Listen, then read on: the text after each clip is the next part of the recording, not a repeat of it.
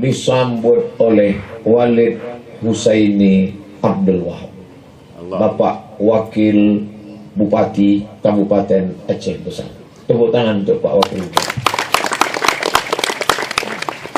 Disambut Wakil Bupati biasa, tapi disambut Wakil Bupati sekaligus pimpinan pondok pesantren dan ulama, itu luar biasa. Makanya mendengar sambutan beliau tadi, Masya Allah, yang tidak sholat berjamaah, azan berkumandang, saya lempar tokonya. Allah. Yang pakai narkoba, tembak kepalanya. Allah. Masya Allah, ini tak cocok lagi jadi wakil bupati, jadi gubernur. Insya Allah. Masya Allah. Bangkit semangat saya.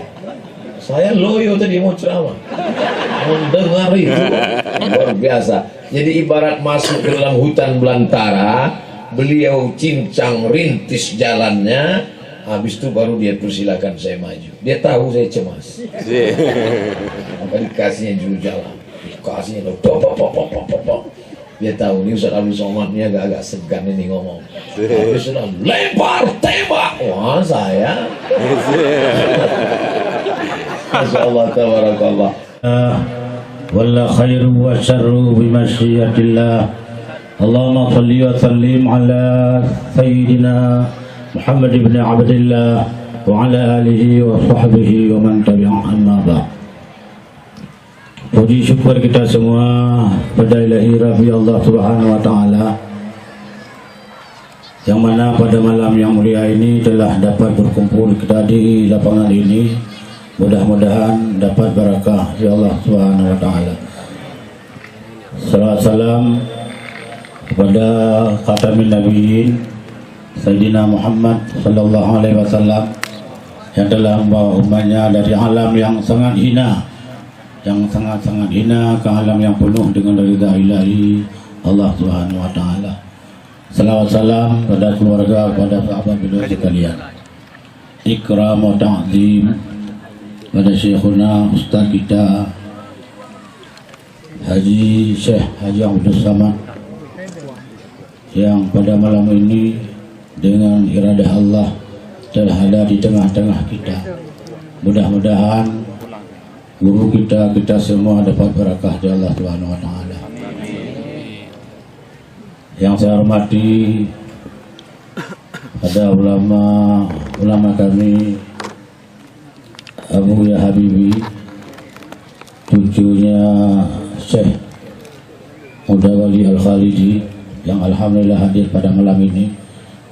Kami dengan masyarakat Aceh Besar pertama mengucapkan ahlan wa sahlan bihadurikum.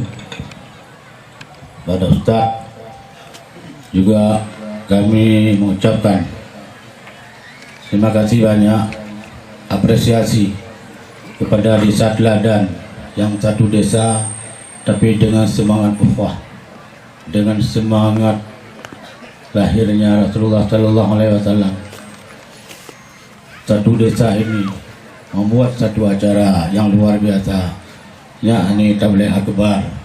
Mudah-mudahan manfaat bagi kami semua, dan sekali lagi mengucapkan terima kasih pada seluruh masyarakat desa, pemerintah kecamatan yang telah aktif membuat satu acara ini didukung oleh pemerintah kecamatan. Mudah-mudahan acara ini telah berhasil.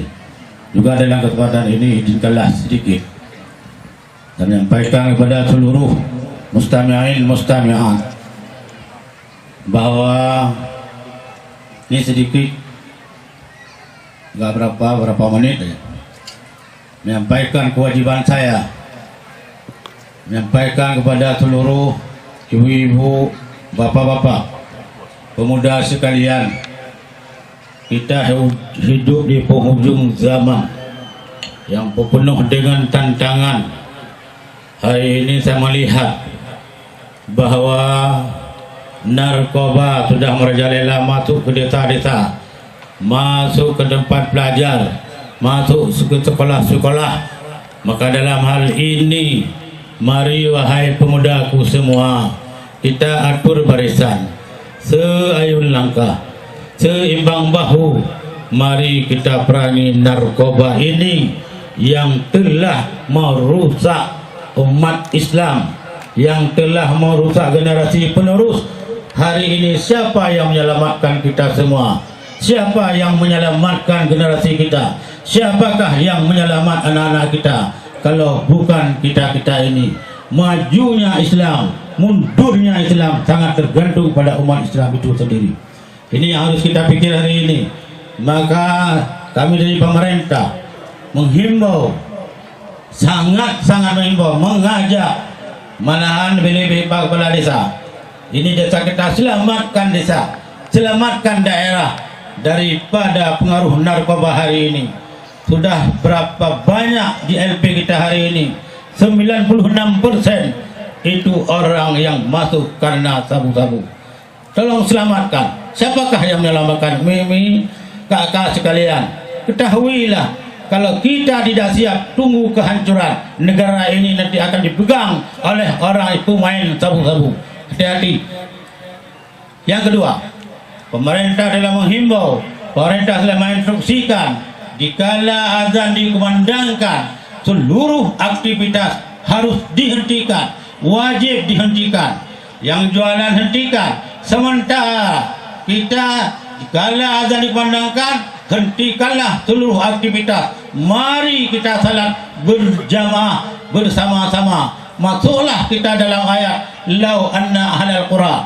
Andai kata dalam satu daerah, dalam satu kampung, mereka takwa, beriman kepada Allah, Allah akan memberikan barakah langit, barakah bumi, sehingga hidup orang dalam aman sentosa, hidup dalam keadaan bahagia.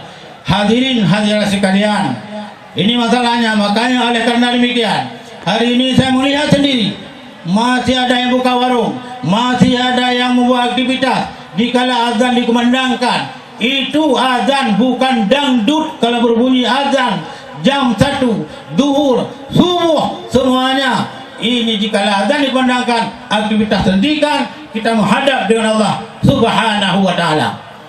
Bebetat.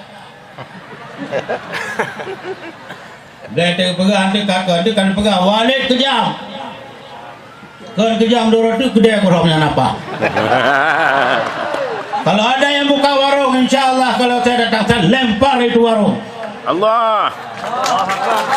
Jelas. Allah. Jelas. Juga saya harapkan kepada aparat keamanan, kalau tidak mungkin dibina lagi orang sabu-sabu, dibinasakan. Binasakan aja. Jangan gendong satu orang, rusak orang banyak. Selamatkan orang banyak, hancurkan satu orang yang dapat menghancurkan orang banyak. Ini beda diku-diku. Dan jangan ada backing, bekanina backing. Ada le akunum yang mau bikin, di backing. Jangan takut, saya yang urus, tidak ada urusan. Kalau dapat orang sabu-sabu, tolong aparat keamanan, kasat intel narkoba, tembak di kepalanya. Allah. Harus. Allah. Yang pegawai malah insyaallah guru kita bersama. Alhamdulillah, dua kuluntuan berai kebalun dua lagi yang kena pengun betul. Saya lebih baik dizalimi daripada menzalimi. Saya lebih baik dibohongi daripada saya membohongi orang. Nyaman tak belum paham gerak apa? Siapa yang paham kena ini adalah kedulap. Oleh karena demikian hadirin berbahagia, apalagi Ustaz guru kami siapa nak? Terima kasih. Inilah rakyat kami orang pinggiran, kami jauh dengan kota, yang ilmu kami masih sangat rendah. Walaupun ada pesantren di sini, ada pesantren Guntur, ada pesantren di sini Mum, kami juga di sini macam semut yang umbuh rambut. Bukan dia ibu botak. Perlu. Ya. Pesantren di mana-mana ada orang di sini kurang. Tapi alhamdulillah ke depan dan juga jangan lupa amanah daripada pimpinan pesantren Guntur 10. Besok pagi ada nasihat tausiah dari guru kita yang datang dari jauh ke depan kita. Besok sudah salat subuh, kita salat sama-sama, salat berjamaah subuh di pesantren Guntur, pesantren di kampung-kampung yang dekat. Bawa ke sana, jangan bawa orang gila, jangan bawa orang main. Kalau mau salat, kalau mau dengar nggak apa-apa. Ya, dengar ceramah. Nah, pokoknya salat jamaah di sana di masjid pesantren Guntur ke-10, ada desa Data Uplang, desa-desa yang dekat Alur Rindang. Ibu, mari sama-sama kita dengar tausiah besok pagi. Ini malam ini saya sudah selesai kewajiban menyampaikan. Yang pertama, jauhilah narkoba, saya jangan salah dengan Allah. Yang kedua, instruksi daripada pemerintah, hentikan aktivitas segala azan. Mau dengar, alhamdulillah. Tidak mau dengar, kembali kepada Allah. Ini juga selesai saya. Jangan nanti tunggu ada di samping. Pimpinan pesantren ada di samping, kok agama sudah begini. Pimpinan, tampuk pimpinan juga belum jelas hari ini. Terima kasih. Itulah pentingnya punya kekuasaan. Nabi Muhammad SAW punya kekuasaan apa tidak? Punya. Nabi Muhammad punya kekuasaan apa tidak? Punya. Makanya Nabi itu tidak ada mengatakan, ayo sholat. Tidak. Apa kata Nabi? La yantahiyanna. Mereka yang sholat di rumah, mereka yang sholat di kamar, mereka yang sholat di kantor. La yantahiyanna. Berhenti. Jangan lagi sholat di kamar, jangan lagi sholat di rumah. Datang ke masjid. Kalau mereka tidak sholat, la uharriqanna alaihim buyutahum. Aku akan bakar rumah mereka. Begitu. Jadi kalau ada orang mengatakan sambutan Walid Husaini tadi radikal, keras karena mau melempar toko, maka kalau begitu sama dia dengan mengatakan Nabi Muhammad itu Nabi radikal. Karena Nabi mengatakan akan kubakar rumah mereka. Kalau hidup Nabi sekarang bertambah titik api di Aceh besar. Ini bukan masalah radikal tak radikal, tapi menegakkan agama Allah ini dengan dua, yang punya ilmu dengan ilmunya, para abu, para abi, para tengku, pimpinan daya, pondok pesantren, membacakan kitab tafsir, kitab fikih. Tapi orang yang punya jabatan dan kekuasaan pakai segala